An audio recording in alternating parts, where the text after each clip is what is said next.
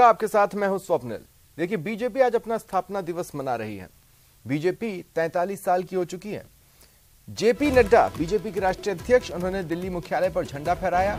कुछ ही देर में प्रधानमंत्री नरेंद्र मोदी कार्यकर्ताओं को संबोधित करेंगे। 10 लाख बूथ कार्यकर्ताओं को वो संबोधित करने वाले हैं। इधर जयपुर मुख्यालय में भी कई कार्यक्रमों का आयोजन होना है। ये बड़ी खबर आपको बता रहे हैं।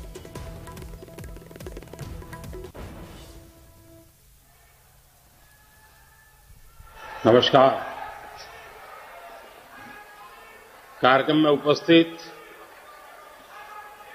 भारतीय जनता पार्टी के राष्ट्रीय अध्यक्ष आदरणीय जेपी नड्डा जी, पार्टी के अन्य सभी पदाधिकारीगण, देश विदेश में उपस्थित भाजपा के कोटि कोटि कार्यकर्ता,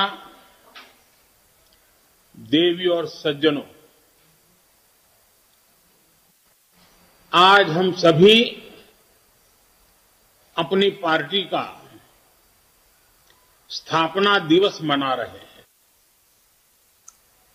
मां भारती की सेवा में समर्पित प्रत्येक भाजपा कार्यकर्ता को इस शुभ अवसर पर बहुत बहुत बधाई देता हूं। भाजपा की स्थापना से लेकर आज तक जिन महान विभूतियों ने अपने खून पसीने से इस पार्टी को सींचा है, पार्टी को संवारा है, पार्टी को समृद्ध किया है, पार्टी को सशक्त किया है, देश के कोटि कोटि जनों की आवाज को बुलंद किया है, उन सभी को,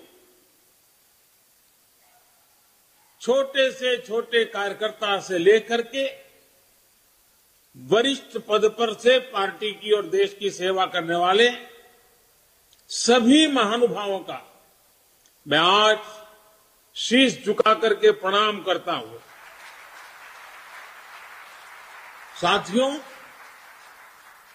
आज हम देश के कोने कोने में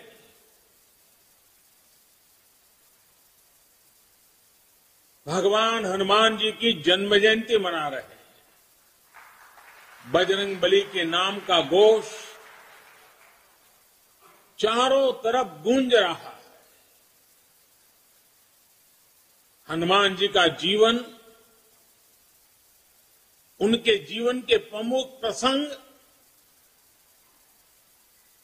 आज भी हमें भारत की विकास यात्रा में प्रेरणा देते हैं, पुरुषार्थ के लिए प्रेरित करते हैं और हमारी सफलताओं में कहीं कहीं उन महान शक्ति के आशीर्वाद प्रतिबिंबित होते हैं।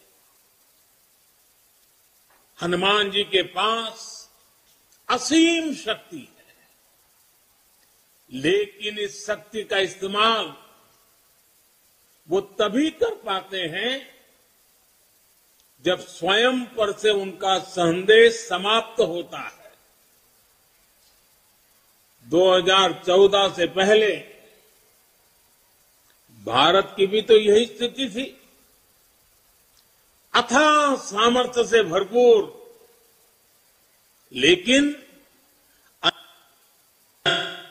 से घिरा हुआ देश का नागरिक। आज भारत उस बजरंगबली की तरह से, उस बजरंगबली की महाशक्ति की तरह अपने अंदर सुप्त शक्तियों का आभास कर चुका है। आज भारत समंदर जैसी विशाल चुनौतियों को पार करने, उनका मुकाबला करने में पहले से कहीं ज्यादा सक्षम है। हनुमान जी के ऐसे ही कई गुणों से हम सभी भाजपा कार्यकर्ता, हमारी पार्टी निरंतर प्रेरणा पाते हैं। हनुमान जी सब कुछ कर सकते हैं, सबके लिए करते हैं, लेकिन अपने लिए कुछ नहीं करते। इदम रामाय इदम न मम, यही तो भाजपा की प्रेरणा है। इदम राष्ट्राय इदम न मम। भाजपा हनुमान जी की एक और बात से भी बहुत बड़ी प्रेरणा मिलती रहती है हमें। जब हनुमान जी को राक्षसों का सामना करना पड़ा तो वो उतने ही कठोर भी हो गए थे। इसी तरह जब भ्रष्टाचार की बात आती है, परिवारवाद की बात आती है, कानून व्यवस्था की बात आती है, तो भाजपा उतनी ही संकल्पबद्ध हो जाती है मां भारती को इन बुराइयों से मुक्ति दिलाने के लिए। कठोर होना पड़े तो कठोर भी होती है। और हमारे लिए एक तो बहुत बड़ी प्रेरणा क्या है, आज की मॉडर्न परिभाषा में जिन बातों को बार बार जिक्र किया जाता है, और वो है कैन डू एटीट्यूड। अगर हनुमान जी का पूरा जीवन देखें, डगर डगर पर पल पल हनुमान जी के भीतर की can do attitude, can do संकल्प शक्ति उनको हर प्रकार की सफलता लाने में बहुत बड़ी भूमिका अदा करती है। कहा भी गया है, कवन सो काज कठिन जग माही, कवन सो काज कठिन जग माही, जो नहीं होई तात तुम्ही पाही, तुम्हें पाई। यानी ऐसा कोई भी काम नहीं है जो पवन पुत्र हनुमान कर नहीं सकते। इसलिए जब लक्ष्मण जी पर संकट आया तो हनुमान जी संजीवनी बूटी के लिए पूरा पर्वत ही उठा करके ले आए। भाजपा भी इसी प्रेरणा से परिणाम लाने में, लोगों की समस्याओं का समाधान करने का प्रयास करती रही है, करते रहना है, करते रहेंगे। इसलिए साथियों, आज के पवित्र अवसर पर को स्मरण करना है, राम काज किने बिनु, राम काज किने बिनु मोही कहां विश्राम। भाइयों और बहनों, भाजपा वो पार्टी है जिसके लिए राष्ट्र सदैव सर्वोपरि रहा है। एक भारत श्रेष्ठ भारत जिसकी आस्था का मूल मंत्र रहा है। जब जनसंघ का जन्म हुआ था तो हमारे पास न ज्यादा सियासी अनुभव था, न साधन थे, न संसाधन थे, लेकिन हमारे पास मातृभूमि के प्रति भक्ति, हमारे पास लोकतंत्र की शक्ति थी। जो देश लोकतंत्र की जननी हो, मदर ऑफ डेमोक्रेसी हो, उसकी जनता के नीर क्षीर विवेक पर प्रारंभ से हमारी आस्था रही है और दिनों दिन वो आस्था और मजबूत होती जा रही है। इसलिए जनभावना, जन आकांक्षाओं को ही हमने भाजपा की चेतना शक्ति बनाया है।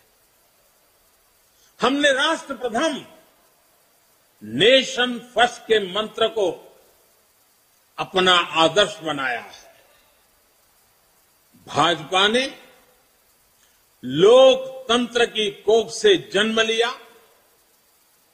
भाजपा लोकतंत्र के अमृत से पोषित है और भाजपा देश के लोकतंत्र को, देश के संविधान को मजबूत करते हुए समर्पण भाव से दिन रात देश के लिए काम कर रही है। साथियों, हमारा समर्पण है मां भारती को, हमारा समर्पण है देश के कोटि कोटि जनों को, हमारा समर्पण है देश के संविधान को। साथियों, आज भाजपा विकास का पर्याय है, विश्वास का पर्याय है, नए विचार का पर्याय है और देश की विजय यात्रा का भी एक मुख्य सेवक बनकर के अपनी भूमिका निभाता रहा है। भाजपा सबका साथ, सबका विकास, सबका विश्वास और सबका प्रयास के मंत्र के साथ काम कर रही है। भाजपा की कार्यशैली सर्वसमावेशी है, सर्वस्पर्शी है, सर्वजन का हित करने वाली है। सामाजिक न्याय और सशक्तिकरण को हमने हमेशा अपने हृदय में, अपनी कार्यशैली में सर्वोच्च प्राथमिकता दी है।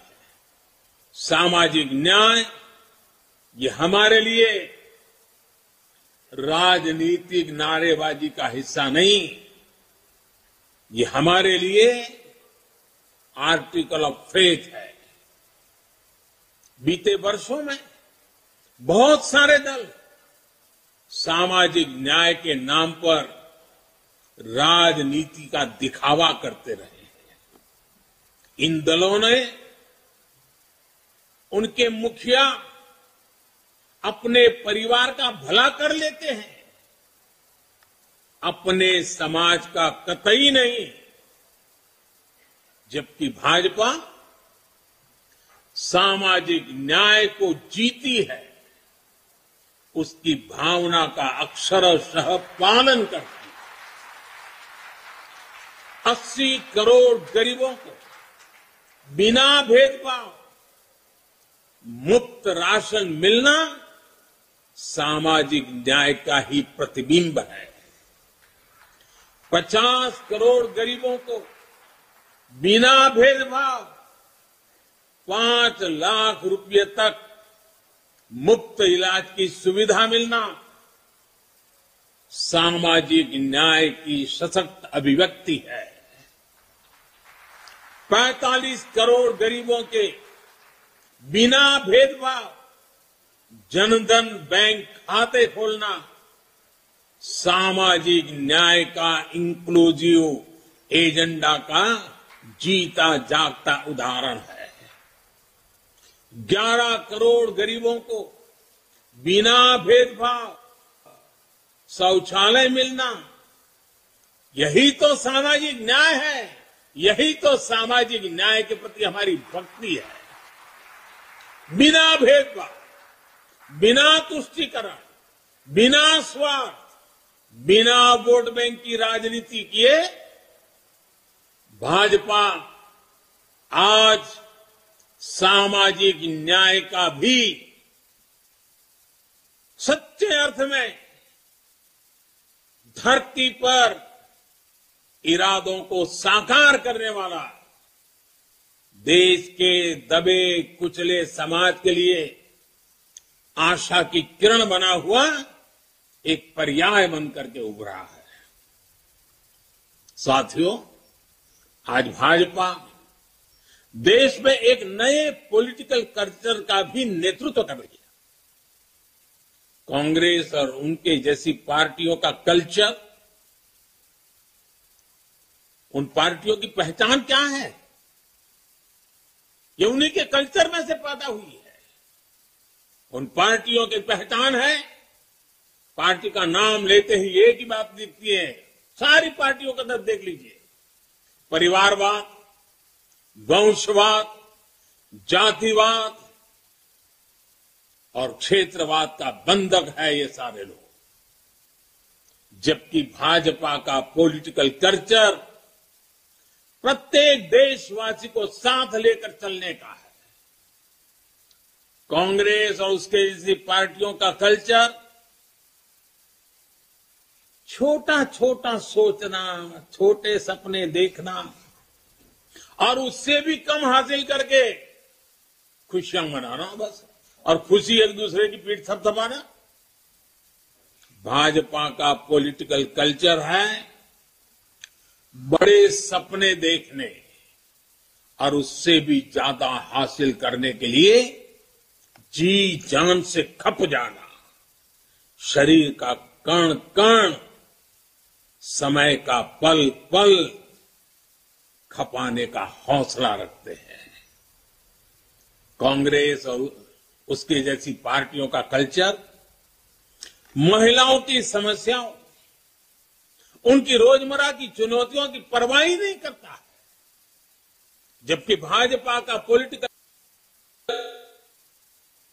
महिलाओं के जीवन को आसान बनाने, उनके सपनों को साकार करने को, निर्णय प्रक्रिया में उनको भागीदारी देने को प्राथमिकता देता है। इसलिए आज के युवा हो या फिर देश की माताएं, बहनें, बेटियां भाजपा के साथ हम पल पल अनुभव कर रहे हैं। हमारी माताओं बहनों के आशीर्वाद बढ़ते चले जा रहे हैं, जुड़ाव महसूस करती हैं, अपनापन महसूस करती है। इसलिए आज ये सभी भाजपा के साथ कंधे से कंधा मिलाकर चल रहे हैं। साथियों, आज स्थापना दिवस के इस शुभ अवसर पर हम सबके लिए अपने सपनों को, अपने संकल्पों को, मां भारती के सेवा के लिए समर्पित अपने हर कार्यकर्ता के जीवन को देखते हुए बहुत सी बातों को बार बार समझने की आवश्यकता होती है। 2014 में जो हुआ वो केवल सत्ता परिवर्तन नहीं था। 2014 में भारत के लोगों ने भारत के पुनर्जागरण की नई यात्रा का शंखनाद कर दिया है। 800 साल से ज्यादा की गुलामी से बाहर निकलकर एक राष्ट्र अब अपना खोया हुआ गौरव पाने के लिए फिर से उठ खड़ा हुआ है। और इस प्रक्रिया में दशकों से चली आ रही बुराइयां, चुनौतियां धीरे धीरे कमजोर पड़ती जा रही है। अब देश पंच प्राणों की शक्ति से आगे बढ़ रहा है। साथियों, सन 47 में अंग्रेज भले चले गए, लेकिन जनता को गुलाम रखने की मानसिकता यहीं पर कुछ लोगों के जहन में बो करके चले गए, यही छोड़ गए थे। इसलिए आजादी के बाद के वर्षों में देश में ऐसा वर्ग खूब फला फूला, जो सत्ता को अपना जन्मजात हक समझता था, इन लोगों की बादशाही मानसिकता ने देश की जनता को हमेशा अपना गुलाम माना। 2014 में इस दबे कुचले शोषित वंचित वर्ग ने अपनी आवाज बुलंद की। बादशाही मानसिकता के लोग इस वर्ग की आवाज सुनने की तो बात छोड़ दीजिए, पल पल कुचलते रहते थे। इसलिए हमारी सरकार के पहले कार्यकाल में ही बादशाही मानसिकता वाले इन लोगों ने इन शोषितों, वंचितों, दलितों, पिछड़ों कोई मौका नहीं छोड़ा उनकी मजाक उड़ाने में। हर पल उनकी मजाक उड़ाते रहे। हमारी योजनाओं, हमारे कार्यक्रमों को निम्न स्तर का बताने की होड़ बढ़ाई गई। जब मैंने लाल किले से स्वच्छ भारत अभियान की चर्चा की, गांवों को, गरीब को, मेरी माताओं बहनों को इज्जत कर देना, शौचालय की सुविधा देने की बात जब मैंने की, तो यही लोग क्या क्या नहीं कहते थे। जब मैंने डिजिटल इंडिया की बात की, तो इन्होंने अपनी ताकत, पूरी ताकत उसे खारिज करने में, देश के लोगों में भ्रम पैदा करने में, निराशा पैदा करने में पूरी शक्ति झोंक दी। ये तर्क दिए जाने वाले और ये कहने लगे देश में बड़ी आबादी अनपढ़ है, अनजान है, वो कैसे डिजिटल इंडिया का लाभ ले पाएगी। साथियों, जब हमारा मजाक उड़ाकर ये सफल नहीं हुए, तो बादशाही मानसिकता वाले इन लोगों की नफरत और ज्यादा बढ़ गई। उन्होंने कभी सोचा नहीं था कि दशक से हिंसा से जूझ रहे जम्मू कश्मीर और नॉर्थ ईस्ट में शांति का सूरज उगेगा। इन्होंने कभी कल्पना भी नहीं की थी कि आर्टिकल 370 कभी इतिहास हो जाएगा। जो काम दशकों तक सरकार चलाने वाले नहीं कर सके, वो काम भाजपा सरकार कैसे कर रही है, ये इन्हें पच नहीं रहा है। इसलिए नफरत से भरे हुए लोग आज झूठ पर झूठ, झूठ पर झूठ बोले जा रहे हैं। अपने भ्रष्ट कर्मों का खुलासा होते देख ये बेचैन है, हताशा से भर गए। इसलिए अब ये लोग इतने हताश, इतने निराश हो चुके हैं कि अब एक ही रास्ता उनको दिख रहा है, एक ही उपाय दिख रहा है, और वो खुल करके कहने लगे हैं, मोदी तेरी कब्र खुदेगी। वो कब्र खोदने की धमकी देने लगे। बादशाही मानसिकता वाले इन लोगों को, इन पार्टियों को एक बात पता नहीं है। आज देश का गरीब, देश का सामान्य मानवी, देश का युवा, देश की माताएं, बहनें, बेटियां, दलित, पीड़ित, शोषित, वंचित, आदिवासी, हर कोई भाजपा के कमल को खिलाने के लिए भाजपा के कमल की रक्षा करने के लिए वो ढाल बनकर के खड़ा हुआ है। साथियों, अपने अस्तित्व की लड़ाई लड़ रहे इन राजनीतिक दलों की हमारे खिलाफ साजिशें चलती रहेगी, लेकिन हम देशवासियों के सपनों को, देशवासियों की आकांक्षाओं को